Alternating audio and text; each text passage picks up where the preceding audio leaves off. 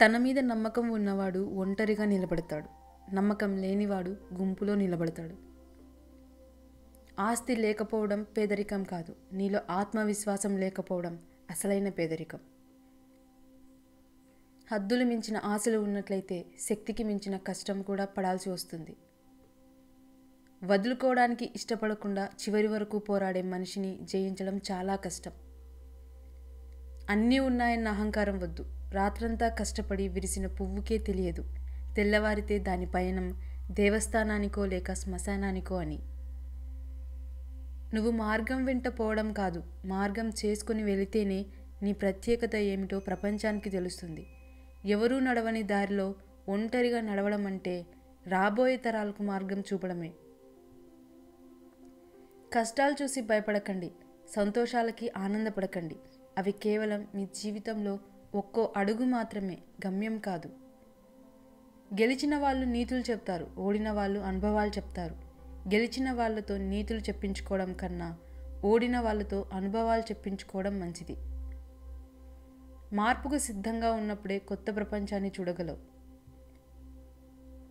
ఎదుటి వ్యక్తికి మీ పైన ప్రేమ లేనప్పుడు మీరెంత ఆరాటపడినా వ్యర్థమే అవుతుంది.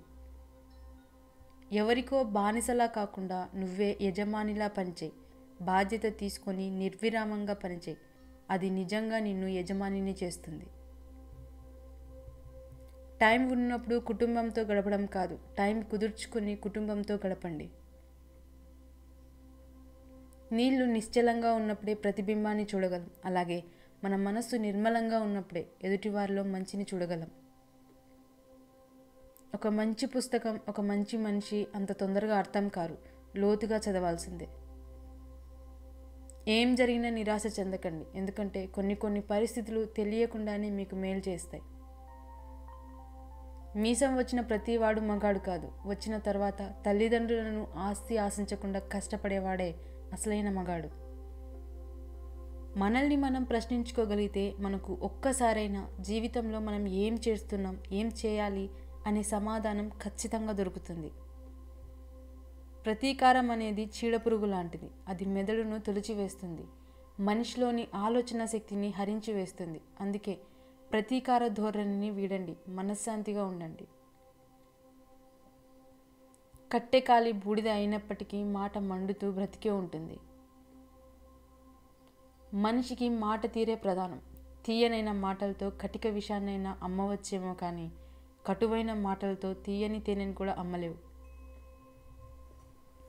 మూర్ఖులతో వాదించే కన్నా వారు చెప్పేది విని నమ్మినట్లు నటించి మౌనంగా తప్పుకుంటే మంచిది.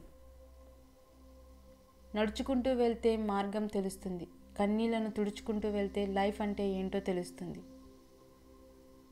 తొందరపడి కళ్ళతో చూసి నోటితో మాట్లాడే వాళ్ళకి ఆవేశం ఎక్కువ.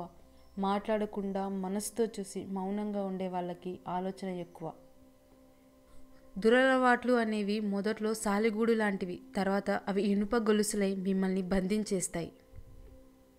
ప్రశాంతంగా జీవించాలనుకుంటే ఎదుటివారు మారాలని ఆశించకండి, మార్చాలని ప్రయత్నించకండి. కాళ్ళకు ఏమీ గుచ్చుకోకుండా ఉండాలంటే మనమే చెప్పులు వేసుకోవాలి. లైఫ్లో అబద్ధం చెప్పిన వాడినైనా క్షమించవచ్చు, కానీ అబద్ధం చెప్పి ఇదే నిజమని నమ్మించేవాడిని జీవితంలో క్షమించకూడదు. ఎప్పుడు అబద్ధాలే చెప్పేవాడికి దేవుడు వేసే అతి పెద్ద శిక్ష వాడు నిజం చెప్పినా ఎవరూ నమ్మకపోవడం. పడిపోతే పైకి లేపేందుకు ఎవరూ లేరని గ్రహించిన వాడు వేసే ప్రతి అడుగు ఆలోచించే వేస్తాడు. నీ కోరికలు తీర్చేవాళ్ళు కాదు, నీ కోపాన్ని భరించే వాళ్ళే నిజంగా నిన్ను ప్రేమించేవాళ్ళు. మనం తప్పు చేసినప్పుడు సరిదిద్దాల్సిన అవసరం ఉండి కూడా మనల్ని ప్రశ్నించడం లేదంటే మనపై గాఢమైన ప్రేమైనా ఉండి ఉండాలి, లేదా మనం పతనం అవ్వడం వారి ఆలోచన అయి ఉండాలి. మన జననం ఓ సాధారణమైనదే కావచ్చు, కానీ మన మరణం మాత్రం ఓ చరిత్రను సృష్టించేదిగా ఉండాలి. మన మనస్సు సరిగ్గా లేనప్పుడు మాటలు జారకూడదు, ఎందుకంటే మనస్సు మార్చుకునేందుకు మార్గాలు ఉన్నాయి, కానీ మాటల్ని వెనక్కి తీసుకునేందుకు ఒక్క మార్గం కూడా లేదు. మన మనస్సులో అశాంతి ఉంటే ప్రతి విషయము గందరగోళంగానే అనిపిస్తుంది. అవకాశం అనేది అరుదుగా వస్తుంది, దాన్ని సద్వినియోగం చేసుకుంటేనే విజయ తీరాన్ని చేరగలవు. రాత రాసి ఉండాలి, గీత గీసి ఉండాలి అంటే కుదరదు. ఏదైనా కష్టపడితేనే వస్తుంది. అది ఆస్తి అయినా సరే, మీరు అనుకున్న లక్ష్యమైనా సరే. తన ఆశయాలకు అనుగుణంగా పనిచేయక సన్నగిల్లిన మనిషి ముసలివాడితో సమానం.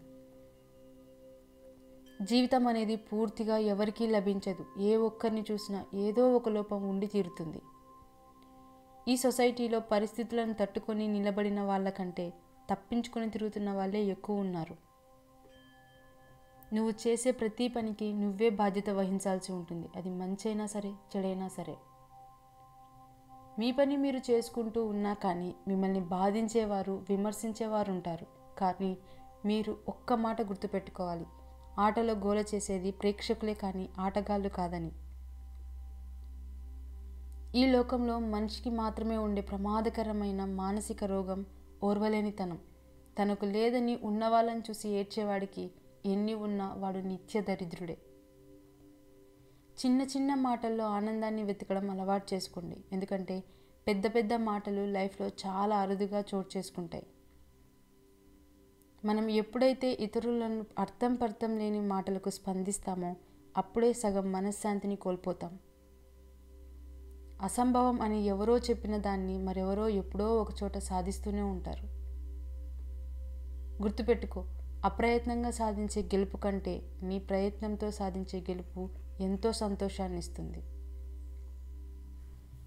పలకరించి వదిలేసే పరిచయాల గురించి పట్టించుకోకండి. మనస్ఫూర్తిగా మాట్లాడే పరిచయాలను ఎప్పుడూ మర్చిపోకండి. మీరెళ్ళే మార్గం మంచిది కాకపోతే దండించి సరిచేసేవాడే నిజమైన మిత్రుడు. ఆడవాళ్ళ అందం వారి ముఖంలో ఉండదు, వారి నిజమైన ప్రేమలో, వారి నడతలో ఉంటుంది. మగవాళ్ళ అందం వారి ఆస్తిలో, సంపాదనలో ఉండదు, వారు ఆడవాళ్ళకి ఇచ్చే మర్యాదలో ఉంటుంది. మీరు చేసే ప్రతి ప్రయత్నంలో విజయం సాధించకపోవచ్చు, కానీ ప్రతి ప్రయత్నాన్ని దేవుడు గమనిస్తూనే ఉంటాడు. ఏదో ఒకరోజు మంచి ఫలితాన్నే ఇస్తాడు. గతాన్ని చూసి ఎవరిని తక్కువగా అంచనా వేయకూడదు. ఎందుకంటే మన దగ్గర నేర్చుకున్న వాడే రేపు మనకే నేర్పే స్థాయికి ఎదగొచ్చు. మీ జీవితాన్ని ఎవరితోనూ పోల్చుకోకండి. సూర్యుడు, చంద్రుడు పూర్తిగా వేరు. ఎవరి టైం వచ్చినప్పుడు వారు ప్రకాశిస్తారు. ఎవరి విలువ వారిదే. శిఖరమంచుకు చేరుకున్నాక కూడా పడదోసే వాళ్ళు ఉండొచ్చు, కానీ శిఖరమంత ఎత్తుకు ఎదిగిన వాళ్ళని పడదోయడం ఎవరి వల్ల కాదు. లక్ష్యం కోసం కనే కలలు బాగానే ఉంటాయి, కానీ చేరుకునే మార్గంలోనే ముళ్ళుంటాయి. భయపడి ఆగిపోతే జీవితం ఎడారి అవుతుంది.